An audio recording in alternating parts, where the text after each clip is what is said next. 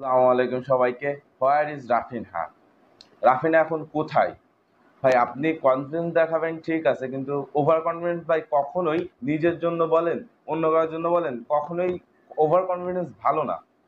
আপনি ম্যাচ জিততে পারবেন কি পারবেন না, আপনি কি করতে পারেন না পারেন, আহ, সেটা তো আপনার নিজের সব থেকে ভালো জানার কথা। আপনি ক্লাবে ভালো পারফরমেন্স করতেছেন ঠিক আছে, তার কারণ আছে।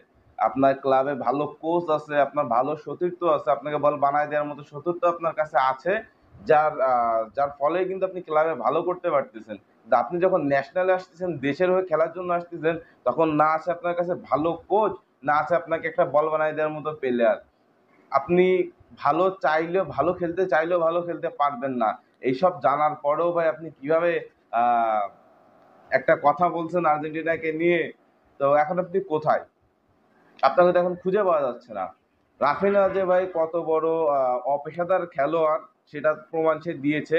আজকের ম্যাচ শেষে বাংলাদেশ তার সাথে কুশল বিনিময় করতে চেয়েছিল, তাকে সান্ত্বনা দেওয়ার চেষ্টা করছিল। এনজিও তাকে সান্ত্বনা দেওয়ার চেষ্টা করছিল, কুটির মেরোস ছিল সেখানে।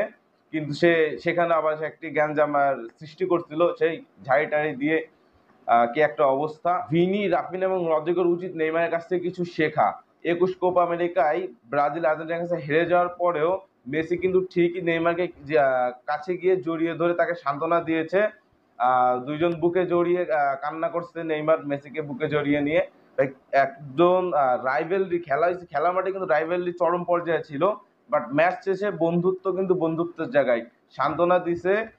প্রত্যেকটা টিম প্লেয়ারই, আর্জেন্টিনার প্লেয়াররা প্রত্যেকটা ব্রাজিল প্লেয়ারকে সান্ত্বনা দিয়েছিল।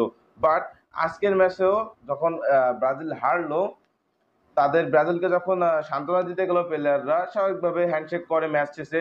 তারা সেখানে ব্রাজিলরা উগ্র ব্যবহার দিয়েছে। এটা কোনো ভাই প্লেয়ারের ভদ্রতা, ভদ্র প্লেয়ারের একজন ভদ্র প্লেয়ার ব্যবহার এটা হইতে পারে না ভাই।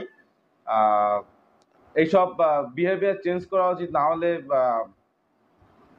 এরকম মন মানসিকতা, এরকম বিহেভিয়ার যদি আপনি চেঞ্জ না করেন, আর আপনাদের কোচ তো আছেই, তাহলে ভাই ব্রাজিল ফুটবল ঘুরে দাঁড়ানো সম্ভব না।